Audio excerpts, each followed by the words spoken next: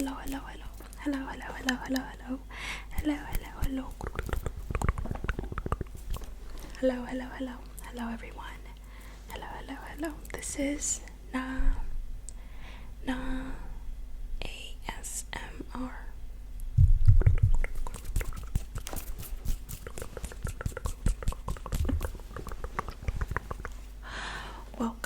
Welcome back to my channel. Welcome. I have a little bit of a new setup because we recently got more furniture and we're just like trying to play around with the space a little bit.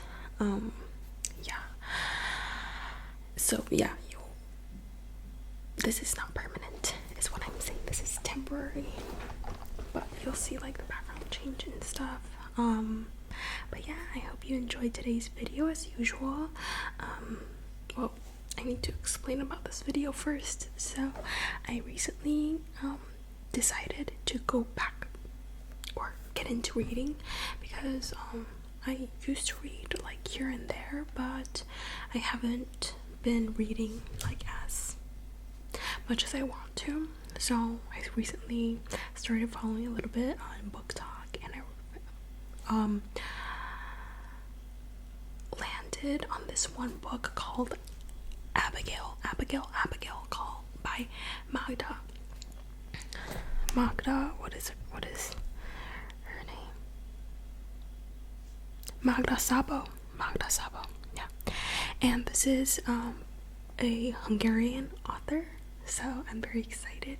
It's about a coming of age story of a girl and during World War II, I think, and it looks very, very interesting. So I'm going to start off this book. If you enjoy this book, well, you can read it with me afterwards.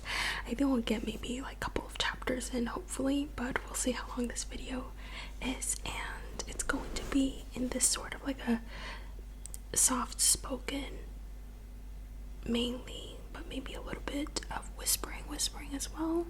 Maybe I'll go in and out, who knows, but yeah, shall we get into it? And unfortunately I do not have the physical copy. I just have my iPad with me. My iPad. And I already have the page. Okay, hold on, the cover is really pretty. Well, no, yeah, but this is it. It's Abigail, and it's translated by Lenrex, and in the beginning there's a whole like chapter or whole like 10-20 pages by the translator, and I've already read that and it looks really interesting. But I think for today's video we're just gonna go in with the video. Yeah, okay. So we have Abigail. The first chapter's title is Gina is sent to boarding school. Okay. The change that came about her life robbed her of so much. It was as if a bomb had destroyed her home. Her first loss was Marcel, the Marcel she had always addressed as Mademoiselle, though she had never thought of her as simply the young Frenchwoman who for 12 years had slept in the room next to hers and had brought her up. Marcel had become much more than a governess or mere employee. Just to be in her presence was unusually enough for Gina to forget that Marcel was not actually a member of the family, someone who could never truly replace the mother she had lost at the tender age of 2. Marcel always knew what Gina was struggling to express, what she was really on her mind, the thing she could only stammer about incoherently. And there were moments when Gina felt as close to Marcel as she did to her father.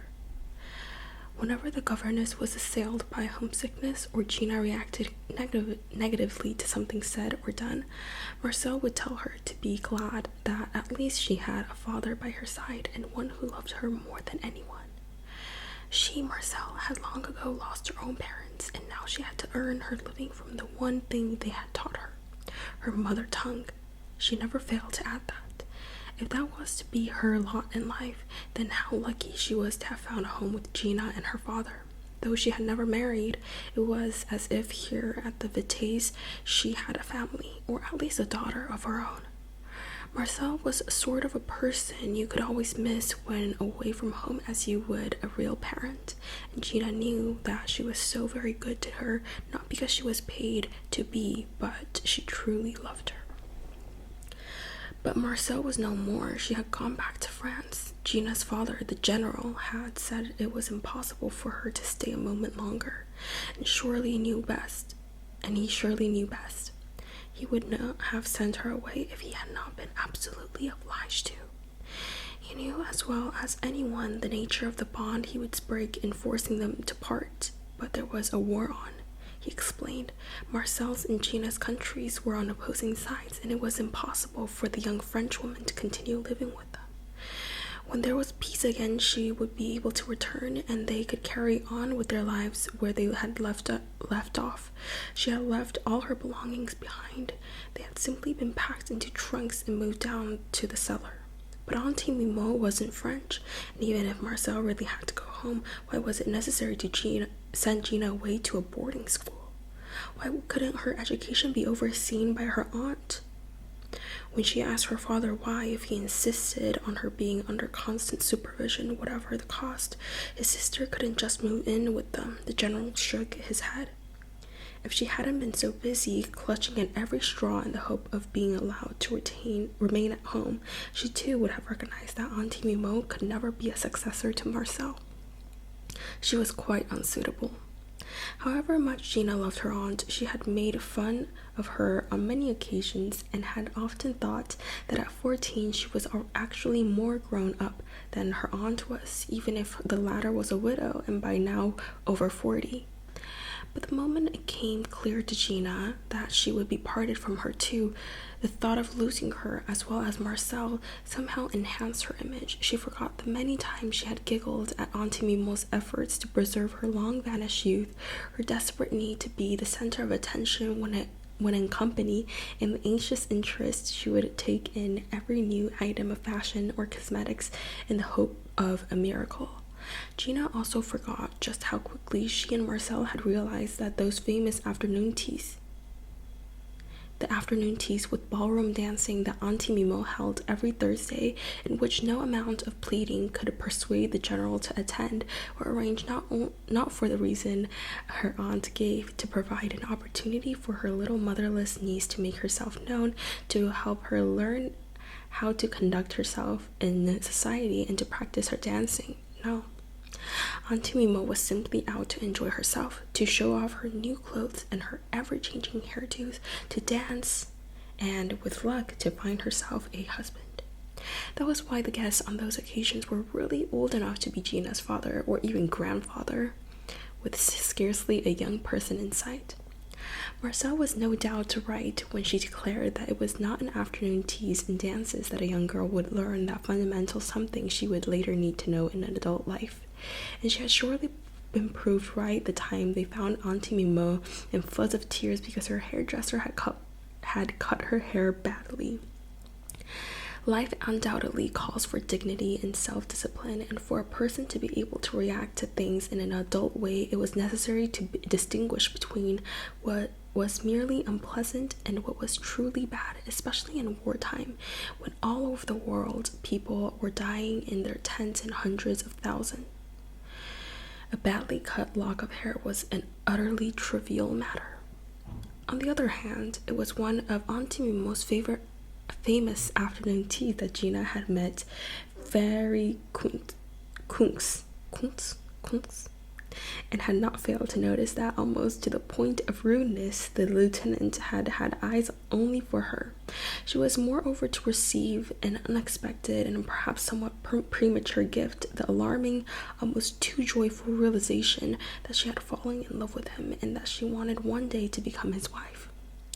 This business of fairy was the only thing she never had the courage to tell her father about, was most unusually something that Marcel did not approve of.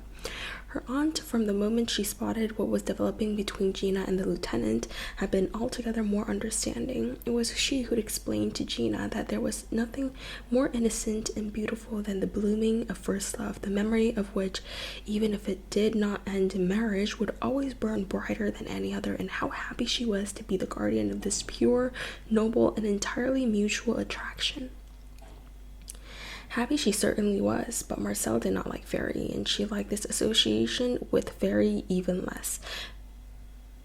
Not long before the general's announcement that she would have to go back to France, she had told Gina that she would have to tell him about it, about everything, the regular Thursday afternoon meetings and the whispered exchanges. Her father had repeatedly said that Marcel, rather than his own flighty sister, should be the one to keep an eye on Gina. No one from the officers' mess should be allowed to come anywhere near her. That was all it would take for one of them to start trying to court her. In the end, Marcel kept her counsel. She was too busy preparing for her departure and the actual moment of separation. As things turned out, she might just as well have told him. Along with the governess and Auntie Mimo, the lieutenant would also soon disappear from Gina's life. If she were no longer in Budapest, how could she keep up the connection with him? So now there was no Marcel, and by tomorrow there would be no Auntie Mimo either, or Fairy Kunks. And with them plucked away as if by a bird, her life in the Sokorai Atala Academy would have gone too. That fact was no easier to bear.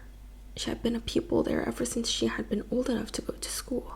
She knew every brick in the building, every nook and cranny. It was an old and prestigious Budapest school for girls, and the staff were highly qualified and conscientious. Whenever Auntie Mimo invited Gina to one of her tea dances to celebrate the feast of St. Barbara or St. Nicholas, the headmistress always granted her leave. It seemed no less natural that she should be allowed regular visits to the theater and the opera. Often, for they had a season ticket, the general would join them join them at the performance, sitting behind them in the box Gina shared with Marcel and her aunt. The door would open, a cold draught would caress her back and neck, and the crimson carpeted floor would creak gently as her father took his seat. More often than not, his arrival gave her more pleasure than the performance itself. When she turned to greet him, it was into her own face that she smiled. Her own gray eyes gazed back at her from beneath eyebrows shaped almost exactly like her own. Even their hair, in its fineness of texture, was alike, though Gina's was brown and his was now gray. Their facial features, their mouths, even the shape of their teeth were the same, father and daughter. In all the 14 years of Gina's life, although neither of them had ever expressed in such elementary terms, they loved each other with the passion, and both felt the world complete only when they were together. And that was why it was so impossible to fathom his sudden decision to send her away to a boarding school in the province the moment Marcel had gone. In the past, she had been able to persuade him to do almost anything. Now, he seemed deaf to all her pleadings. He had decided on her fate without discussing a single detail, and had merely informed her what would happen. If he had given any kind of explanation, anything she could understand and accept, it might have been easier for her to bear the thought of being torn from her familiar world. But her father had clearly not been telling the truth when he made his announcement. His reasons: that it was time for her to acquire greater self-discipline than she could learn from a governess within the walls of her own home, that the country air would be so much better for her, that he would henceforth have less time to spend with her, and would feel happier if her upbringing were placed in the hands of only the very best teachers, were simply not worth thinking about. The villa on Gellert Hill stood high above the Danube and the city beyond. Where could the air have been healthier than here in the large garden of the upper slopes? And what greater self-discipline to be acquired than the Marcel had instilled in her? More upstanding governess? As if he had not personally chosen the best possible school for his daughter. No, for once he was not telling the truth. He simply did not want to have her in the house, and that could only mean that Auntie Mimo was almost right. For months, she had been telling Gina that her brother had changed. He had grown more irritable, more reticent, and the amount of time he claimed to be spending on his military duties was quite implausible. In fact, beyond belief. No, there must be a woman involved, she had said. One day, Gina would see the truth when he suddenly took the plunge and married. And perhaps the new wife wouldn't want her around. Was it so impossible that her father should love some new woman more than his own child? Gina was very much her father's daughter. After hours of fruitless pleading, she abruptly fell silent. There were no more questions, no more complaint. The general, who knew her every bit as well as if he were her mother, understood what depths of hurt and hopeless misery lay behind her restrained silence. When she gathered her things together the night before she left, there was not in the slightest hint of tears and no great emotional scene. Even without Marcel's help, the packing did not take long. So few were the possessions she was allowed to have with her in the new school. Her father it now became clear, had already visited the provincial town in question and had told her that the pupils were issued with their own clothing and equipment. All she would need to take was her underwear and her dressing gown. Everything else would be supplied when she arrived. Before she finally shut the lid on her suitcase, she ran her eyes slowly around the room, then stuffed her favorite toy, the spotted velvet dog, deep down between the night dresses. Then she had second thoughts and put it back. It too would have to stay. Her adaptation to this unfamiliar new world would have to be total. The textbooks, the exercise books, everything would be completely new. So far she had been at a state school. Now she was being sent to a religious one, where the books and even the blotting paper would be different. That day they went on a round of farewells, first to her aunt and then to the cemetery. When she learned the reason for their coming, Auntie Mimo's fit of hysterics was a model of its kind. She was outraged, of course, by the fact that Gina was to be taken from her side, but also because it was only now that she was being told. The girl was leaving the very next day, and no one had said a word. Listening to the endless torrent of reproaches, Gina felt utterly wretched, though there was nothing that she herself could have done differently. The moment she had learned from her father was in store for her. She had wanted to fly to her aunt for comfort and consolation, perhaps even help. But it had been impossible. She had run to the hallway to telephone her, but had not finished dialing the full 6 numbers when her father was standing behind her and lifting the receiver from her hand. "You must tell absolutely no one," he said, addressing her not in his usual tones, but as to a soldier receiving orders. "I will take you to visit Mimo, but there will be goodbyes to no one else. Not your girlfriends, not your acquaintances, not even the domestic staff. You will never mention the fact that you are leaving Budapest. We'll shake hands on that." Gina gave him her hand, but she could not bear to look him in the face. So upset was she that this too was being denied her. The chance to vent her grievances, the precious moments of parting, the fond words of farewell that she would have exchanged with Fairy. It was the first time Auntie Mimo had ever really fallen out with her brother. When it became clear that he was unwilling even to let her know where he was taking the girl, "You'll be writing to her every 5 minutes or send her parcels, or you'll be calling her every other week. I'm not telling you, Mimo," is what he said. She rose to her feet, thanked them for their visit, and expressed the desire not to see her brother again for a good long while. Then she burst into tears, covered Gina with kisses, and rushed out of the room, weeping even more angrily. They left the house in such haste that Gina did not even have time to whisper a message to her to pass it on to Fairy. This was especially worrying. On the previous Thursday afternoon, she had known nothing of her father's plan and had parted from the lieutenant with a promise to see him there next week. he would look for her in vain. From her aunt's, her father took her to the cemetery where they stood in silence before her mother's grave. Gina imagined that this valediction might be rather different from those previous occasions when they had gone there, as they always did before going away for any length of time. Was he perhaps bidding farewell to her dear departed mother, saying a last goodbye to her before embarking on a new life altogether? That evening was, to all appearances, like every other since Marcel's departure. They dined. The general sat by the fireplace to read. Gina pulled her stool under the standard lamp and took out her book.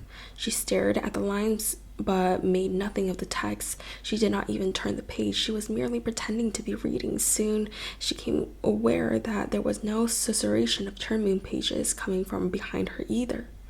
No reading was in progress in the depths of the great armchair. She caught her father's gaze. "Talk to me." Was the message written on her face?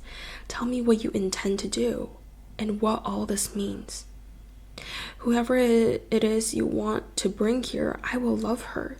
Your taste and your choice can never be wrong. How could anyone you love be a stranger to me, or someone I would choose to hate?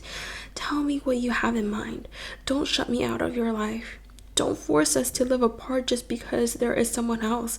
I won't get in the way or make difficulties. I've always loved you too much for that. It's still not too late. Don't send me away. Make that woman understand I will be a friend, not an enemy. Speak to me, father." "You're going to a very different world," he said. "It's strange to think how often you've been to Switzerland and Paris and Italy with Marcel and with me to Vienna, and yet you've never lived in the provinces. Please try to bear with it." She made no reply.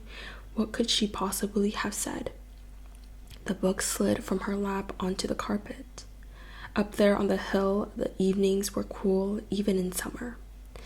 Now that it was only the 1st of September, they already had the heating on. The electric fire with its imitation logs glowed a bright red.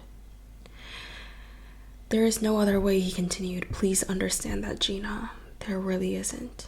If Marcel had been able to stay, the situation would have been different. Marcel was sensible and responsible. But nowadays, I am hardly ever at home. Mimo is superficial and frivolous. You cannot depend on her for anything. I have to send you away for a reason I simply don't wish to talk about. I am no happier about it than you are, believe me." The girl looked at the fire, then held out her hands towards it to warm her fingers. In her mind, she had already decided what the reason was. The one he refused to discuss. But if he wasn't going to mention it, then she too would say nothing. The unexplained reason would console her father well enough in her absence, and everything would work out very nicely. If you were sent away to a boarding school in the 5th year of your secondary education, you would almost certainly stay there till your leaving exams and come home only for the holidays. So why would you change again after that? You've never lived in the provinces. Please try to bear with it. What kind of place could he be taking her to, if he had to give her such a warning in advance? "Tomorrow we have to be up early, so do get to bed," the general said. "I will take you there myself in the car." They both stood up. Her father drew her into an embrace and held her face against his. How sad he is too, Gina thought. How much it hurts him that I'm leaving. That woman is pitiless. For the first time in his life, my father is being weak.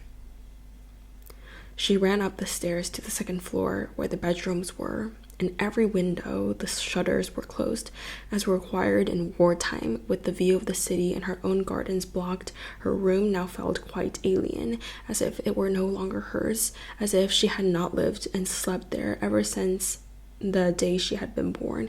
Feeling like a guest in her own bedroom, she sat down uncertainly on the edge of the bed and stared at the patterns of the quilt. Red cups of puppy flowers and on grass-green silk as on a lawn. Fairy's word. Ginny, little fairy girl, flitted to and fro in the silence, like butterflies over the poppy-covered material. The temptation to creep back to the telephone in the hallway and try to call the lieutenant assailed her once again. Soon it was irresistible. The general was still sitting by the fireplace in the drawing room, and the staff were having supper in the basement. No one would hear her making the calls. She got as far as the door, then turned back, feeling utterly helpless. It reduced her to something like despair that she was incapable of breaking her word, even that what she had promised had been so incomprehensible, so inhuman, and so totally unacceptable. She went back to the bed and tried to imagine where she would lay her head the following night and what her new bed and surroundings would be like, but it was impossible. The next chapter is called Bishop Matula Academy, but I think I'm going to be stopping here for today's video. I hope to see you